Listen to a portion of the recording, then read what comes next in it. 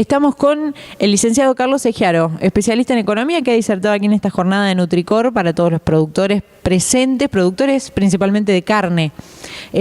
Carlos, arrancaste hablando del mercado de carnes y arrancaste hablando de las variables que influyen en el mercado de carnes aquí en Argentina. ¿Cuáles son esas variables?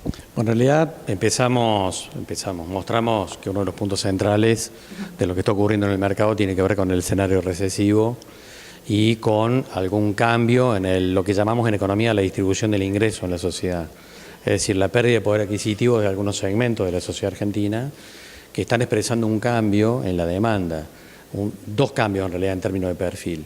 El primero, menos proteína animal y más hidrato de carbono, en algunos segmentos, algo que se visualiza desde el año pasado. Y un segundo elemento es que dentro de las carnes también continúa el proceso de sustitución de carnes alternativas versus carne de vacuna.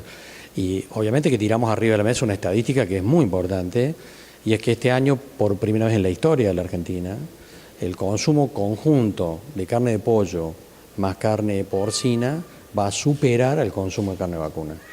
Esto no pasó nunca en la historia de la Argentina. Y alguien dirá, bueno, pero es la coyuntura, porque cuando salgamos de la recesión. Yo particularmente creo que no, creo que es un punto de inflexión definitivo con el cual hay que mirar el escenario futuro de los negocios de todas las carnes. Y en ese marco, la carne vacuna tiene un desafío muy grande. ¿Por qué? Porque si hay un cambio en la pauta de consumo de la sociedad argentina en favor de las carnes alternativas, quiere decir que cualquier proceso de recuperación del stock de la carne vacuna, que de hecho estamos en ese proceso, va a tener que mirar básicamente al mercado de exportación. Y ahí hay, por supuesto, un desafío también inmenso, porque la cadena de valor de la carne vacuna es altamente ineficiente en su cadena de valor, que fue uno de los temas que tocamos acá, junto con el desafío del sector porcino, porque en realidad, tal vez mirando carnes de pollo, porcino y vacuno, el sector más eficiente en términos de conversión, en términos de procesos, sea el sector avícola. El que no desperdicia parte de su producción, el que manda al mercado todo lo que es parte de ese animal, algo que no hace ni el sector de la cadena de valor porcina, ni la cadena de valor de carne vacuna. O sea que el aumento del consumo de carne porcina en particular es una buena noticia, pero también viene con esta advertencia, digamos. Sí, porque además expresa un desafío en términos de escala y de tecnología, que es parte de una cuestión que ya estamos viendo y que se va a profundizar, En el marco de la coyuntura, por supuesto, debatimos el tema del tipo de cambio, y en realidad la lectura de que este gobierno tiene que ir convalidando un mayor tipo de cambio de cara al próximo año, como de hecho ya está ocurriendo, y en ese esquema, durante el próximo año, lo que tenemos que ver en la Argentina, probablemente vamos a ver, es que el dólar va a ir subiendo por arriba de la pauta inflacionaria. Esa noticia o ese dato para un productor agrícola es una excelente noticia, pero no es una excelente noticia para un productor de proteína animal, que está utilizando ese grano como un insumo dentro del mercado interno.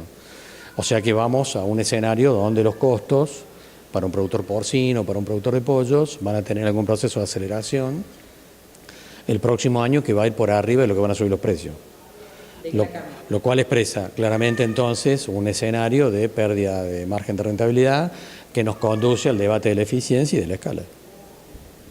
Independientemente de por fuera del país, digamos, en el mercado internacional de granos, ¿cuál es la perspectiva para los próximos meses? Bueno, hoy particularmente tenemos arriba de la mesa el informe de USDA, un informe que el mercado esperaba en Chicago porque había algunas dudas con respecto a la salud del maíz, particularmente en Estados Unidos, a partir de los elementos de sequía que había habido el último mes y medio. El mercado internacional está en un proceso de descompresión porque supone que el clima se está estabilizando y que las pérdidas para el maíz no son tan serias como algunos consideraban. Y de alguna manera los niveles de stock en este proceso empiezan a tranquilizar al mercado. Esto no es que sea definitivo, pero en realidad si no hay una revisión de la cuestión climática en las próximas semanas, está claro que el mercado mundial vuelve a mirar un escenario de tranquilidad y de precios sin el cambio de tendencia, ¿no? Cambiaron las reglas del juego económicas en Argentina cuando asumió Macri, decían algunos. ¿Eso están así? ¿Cambiaron? ¿Estamos en un escenario de estabilidad independientemente de la recesión? ¿Estamos próximos a un escenario de estabilidad o ni siquiera lo tenemos que esperar? Bueno, vos mencionás un cambio de reglas. Está claro que hay un cambio de reglas. Es decir, pasamos de un gobierno intervencionista que priorizaba el funcionamiento del mercado interno a un gobierno que abre la economía al juego internacional y que intenta desregular los mercados, apertura económica y desregulación. Es un cambio de reglas importantes, que para algunos actores puede ser positivo y para otros claramente negativo. Pero vamos a un escenario muy distinto, me parece, al que vimos en los últimos 12 años. En esto juegan, en el sector porcino en particular, un papel importante las importaciones de Brasil. ¿Qué está pasando con Brasil?